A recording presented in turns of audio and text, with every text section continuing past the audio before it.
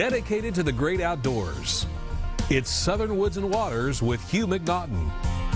Southern Woods and Waters is brought to you by Gander Mountain, Greenform Construction, the Burns Insurance Group, Cunningham Buick GMC, Nashville Marine, America's Motorsports, and now here's Hugh.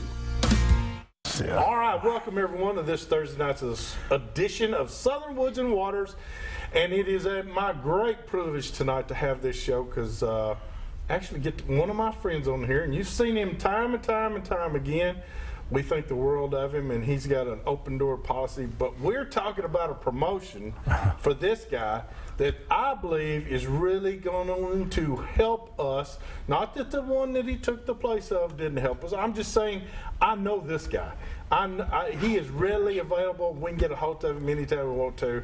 Let's widen down and introduce. I have with me Bobby Wilson, Tennessee Wildlife Resources Agency. Brother, how you doing, Bobby? Doing well, Hugh. Thank you. I want to talk for just, by the way, we have with us also Scott Morris. Scott Morris, good friend of mine. Scott, how are you doing, brother? Good friend of mine, too. And he's a friend. He and Bobby fish together and all kinds of things, go to lunch, and I hadn't made one of the luncheons yet, but going to. But Bobby recently was promoted to Assistant Chief of Tennessee Wildlife Resources Agency. That's right. Actually called Assistant Director, but same thing. Chief, Director. It's the same thing, Yeah, Bobby. I know. It's assistant. But you know, Ed Carter. Ed Yes. Carter's the main guy. Yeah, he is. And you're right up under him. And you came from, you were the head honcho with the state fisheries. Right. You were over all the fisheries.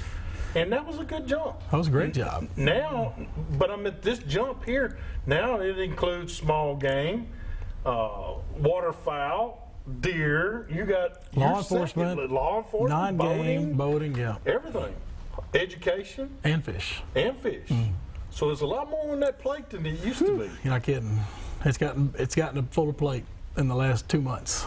Well, now, and I'm putting you out here in the public now. I mean, I could really, when you were just over fisheries, we could talk.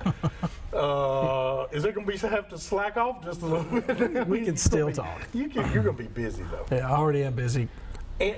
But you know, Tennessee Wildlife is making some moves in the right direction, I think. I think so. I think they're making a bunch of right moves. I got to give a big shout out to my buddy Tim Cleveland.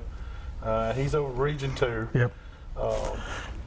You know, you can bring him on up there. He's a hard worker. He is a hard worker. Yeah. And he's in the National Guard too. Right. So he's a weekend warrior, but I'm proud for him and think the world of him. Yep, serves our country. He does, and he's glad to do it. But you know, just about everybody at TWR is great people. We had Faye was listed, helped me out last week's show. Okay. There was a couple of things I didn't know the answer to, and she texted me right quick. So I'm glad Faye's out there, got my back. But Bobby, congratulations first of all. Thank you. On behalf of a lot of outdoors people out here, we knew you as fisheries, but we're glad you're second in command now.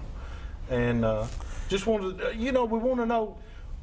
What are you looking for? I mean, and the reason I said this tonight, and the reason I wanted you on here, is because people don't really know how readily available you guys are. Yeah. We're a phone call away, an email, or a visit. A visit, yeah. I mean, I've gone to your office. I've seen you in your office. I've talked to you on the phone. I've texted you. We all can get communication, but you guys aren't saying, well, I'll get back to you in a week or two. You readily get back pretty quick. That's one of the things we try to do is get back within a day or two at the most, because we may be out of the office sometimes. Sure. So, but we all have our cell phones and smartphones and check our emails and messages regularly, so we try to get back as soon as we can. What's been the hardest thing so far for you? Well, I had a commission for 10 years for law enforcement. I was never a wildlife officer, but just getting to get more familiar with the enforcement side of things, it's a huge learning curve. Now, Ed came from the enforcement side. He came from the boating enforcement, right? Boating enforcement, yeah. Yeah, he came from that side, so he had a little heads up on you. Oh, heck yeah, he did. So you got a little catching up to do. Just a little bit. We have a great Darren Ryder, who's the chief of boating and law enforcement, and we have a great staff of people that will work together, and they make some good recommendations and kind of advice for me. It's still a well-oiled machine. Mm-hmm. Oh yeah. That's what I like about it. Even though some gears are being changed around a little bit, it's still a well-oiled machine. Well, we have a new chief of wildlife and a new chief of fisheries. Who's the chief of fisheries now? Frank Fiss. That's right. Frank was the assistant chief under me, and he's now the chief. He's a very real smart guy, one of the smartest guys you'll ever meet, and he loves to fish, so he's got fishing in his heart. Awesome. We got to carry him fishing and get out there with him. Oh yeah, he's good. Now who took his place? They haven't replaced him yet. Okay, so they're still looking. Yeah, that's too early right now. Too early. Yeah. And y'all do a lot of that within the agency, so you're kind of like you've come through the ranks, and so has Frank, and definitely Ed did, and so you guys kind of go from within, and that's what I think makes it successful. Right. We try to fill from within if we have qualified people, but like for the job that Frank's his replacement, we have people from within that will probably put in that are qualified, but then their replacements may not. Some people don't want to work in Nashville. Eventually you're going to have to get somebody from the outside. Yes, we will. Yeah. It's trickle down. Right. Yeah. Somebody will. Somebody's going to have to come from outside. So that gives some opportunities. But people don't realize that y'all have internships that y'all do with other individuals. Like I know y'all have some people that come and volunteer out there, do some of this stuff for y'all, and what is it?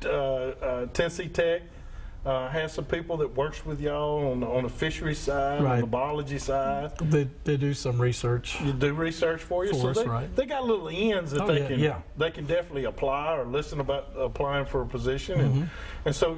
It's not like we got to go out of a state somewhere. Although we've got qualified people in the state that are college students that fresh out of college that are qualified. And I know that I've talked to 2 or 3 guys here lately that that's what they're going to college for, is to be a law enforcement, or not a law enforcement, but a game warden. Right. They want to be a game official. One of them wants to be a biologist, and he's looking at 8 years. And I said, that's a long time. Probably not that 6 years. 6 years maybe. 6 years. Master's degree. Yes, a 6 years master's. That's what it is. Right. And the other one was looking at forestry and trying to get in with y'all too. So there's different avenues that y'all have. Yep. It's hard to get on. A lot of kids, I say kids, a lot of people try to get on with our agency, and there are not that many positions available, but if they're patient and stick with it, try to get some experience, do volunteer work, anything they can, they get a good shot at getting on. What do you see as an obstacle that you've got coming ahead that we could help out with? Do you know? Have you gotten your feet wet enough to foresee any of that coming up? Well, not really. I can see some of the things that have been out there from the past, even before I became the assistant director. But the declining number of hunters and fishermen is a big concern of ours. We try to, we have programs out there that try to get kids interested in fishing, and we have programs out there to try to get kids interested in hunting, and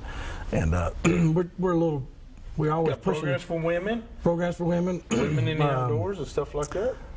The handicapped individuals and wounded warriors, and we're involved in a lot of that stuff. Do you think we're not doing a good enough job telling the people what we have available for them? I think that's one of the things that we need to constantly work for is communicating and tell our story to the public. We do a lot of incredible things out there. I guess I am bragging, but in the wildlife and fisheries and the non-game, we buy a lot of land for public use, and y'all just signed the title not too long ago for a brand new location. Tim was telling me about.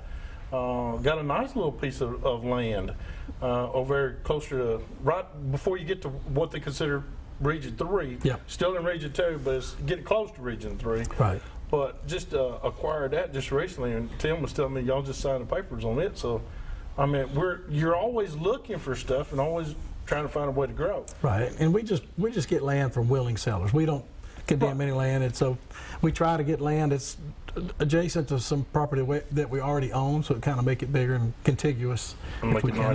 That's our goal. All right. Well, we got to take a break right now. We're going to visit some of our fine sponsors. When we come back, we're going to get in depth with Bobby just a little bit more, but hurry back to more Southern Woods and Waters.